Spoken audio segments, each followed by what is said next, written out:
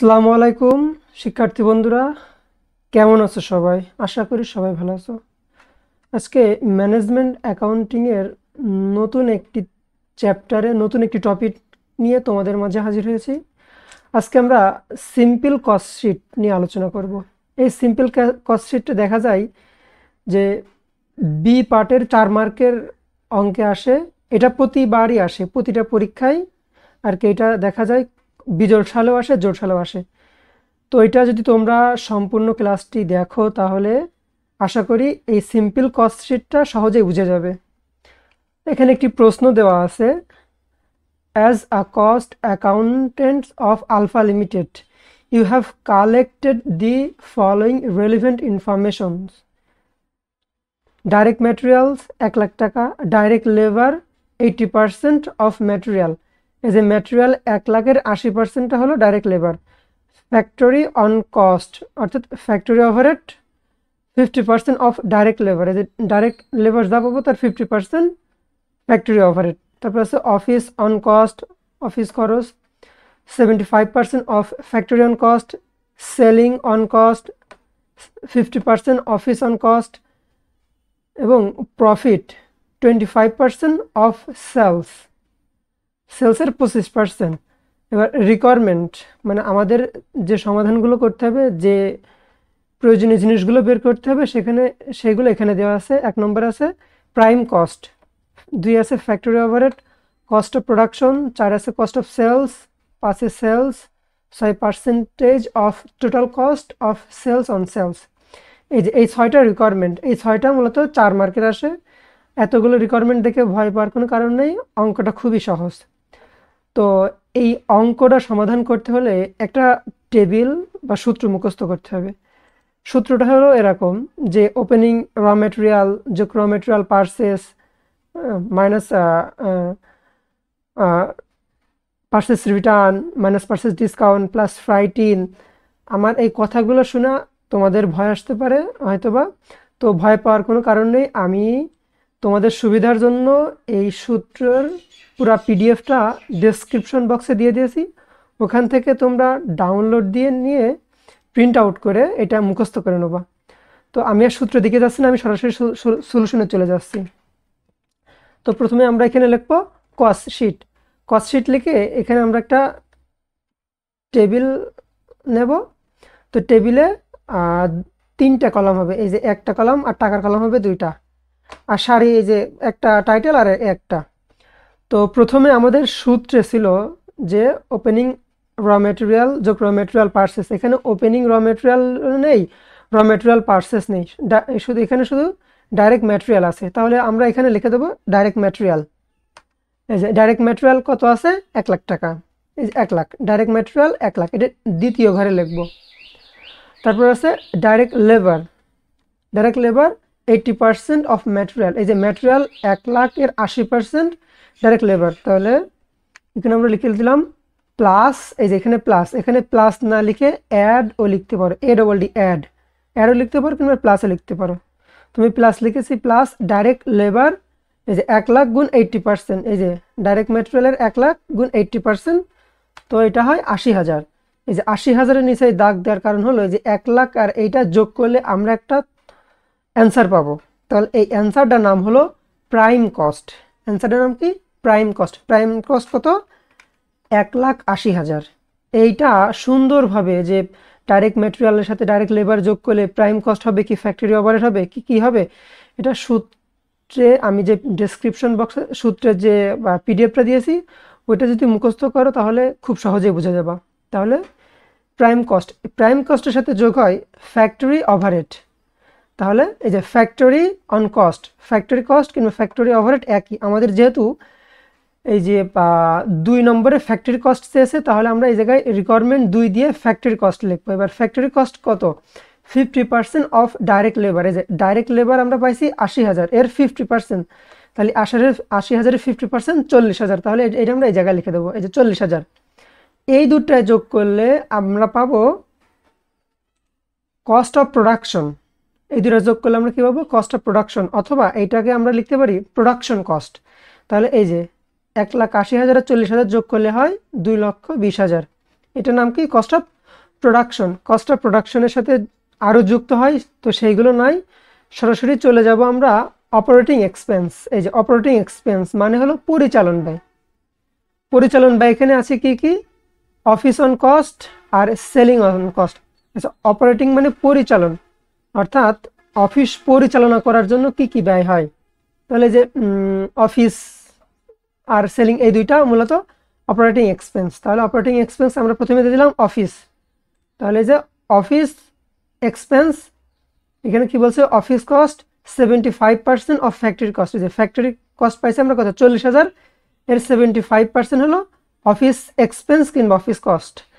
এইটা এই যে অপারেটিং কস্ট যেহেতু দুইটা রয়েছে, এই যে অফিস এক্সপেন্স আর সেলিং এক্সপেন্স, তাহলে এই যে অফিস এক্সপেন্সের কিংবা অফিস কস্টের টাকাটা আমরা এই যে প্রথম ঘরে লিখবো। এই যে এখানে লিখলাম 40,000-এর 75%, তাহলে এখানে দিলাম 30,000।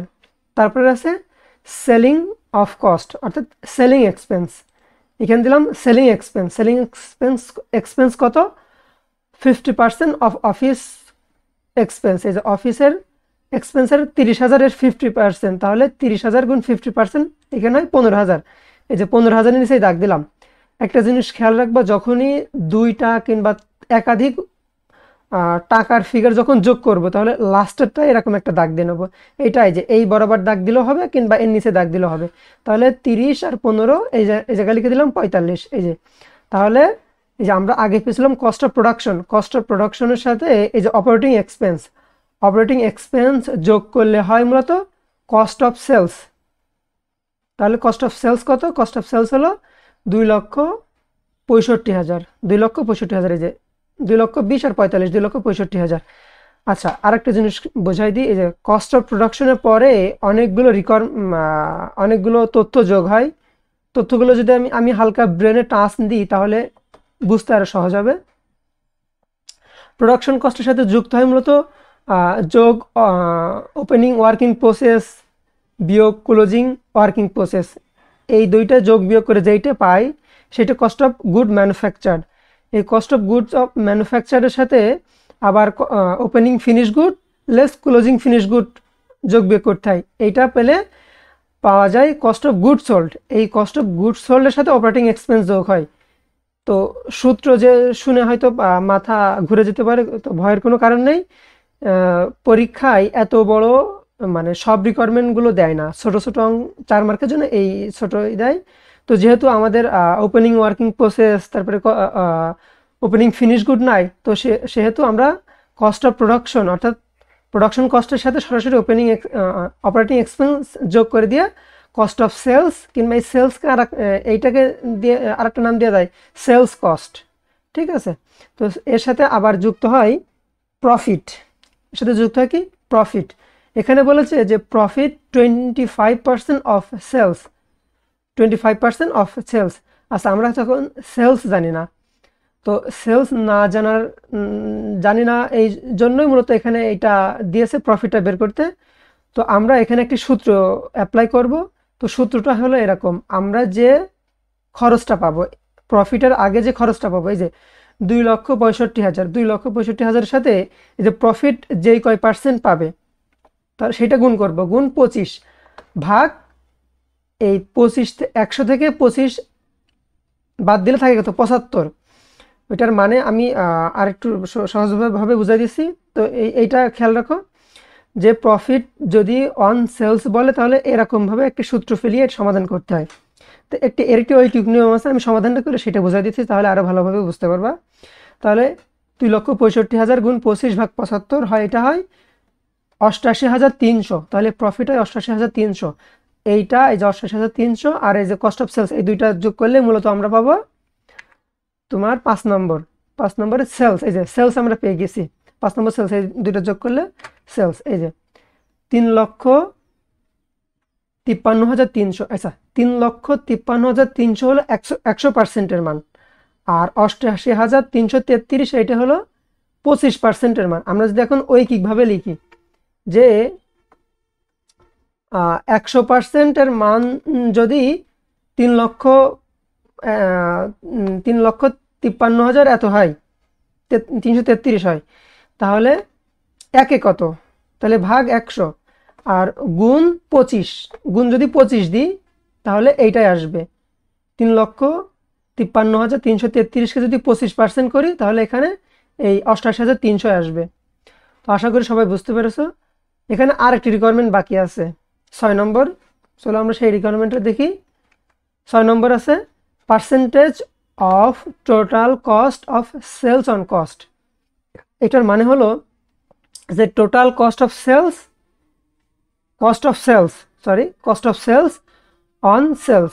এই যে অনটা হলো এই জায়গায় মেন কথা, সূত্রে এরকম লিখা আছে যে অনের আগেরটা উপরে যাবে এবং পরেরটা নিচে আসবে। তাহলে আমরা ওইটা দেখি, এই যে total cost of sales divided by sales. এই যে টোটাল কস্ট, আমরা ওই জায়গায় যে টোটাল কস্টটা পেয়েছি ওই টোটাল কস্টটা, আর এই যে সেলসটা, তাহলে টোটাল কস্ট কত ছিল 2,65,000 আর সেলস কত পাইছি 3,53,333। আচ্ছা, এখানে টোটাল কস্ট অফ সেলস হবে, এই যে টোটাল কস্ট অফ সেলস হবে, একটু লেখায় মিস্টেক আছে, তো তোমরা এটা সমাধান করে নেবা।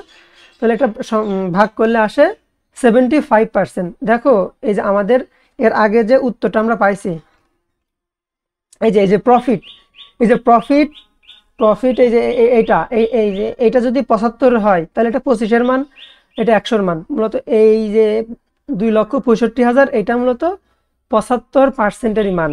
তো এইটাই মূলত 6 নম্বরে চেয়েছে।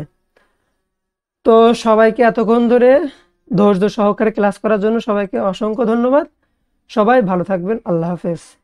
আর আমার ইউটিউবে যারা নিয়মিত ভিডিও দেখেন তারা এখনও যারা আমার ইউটিউব চ্যানেল সাবস্ক্রাইব করেননি তারা অবশ্যই সাবস্ক্রাইব করবেন এবং লাইক করবেন, এবং কোনো প্রশ্ন যদি বুঝতে সমস্যা হয় তাহলে সেটা কমেন্ট করবেন, আমি অবশ্যই আপনাদের কমেন্টের অ্যান্সার দেব।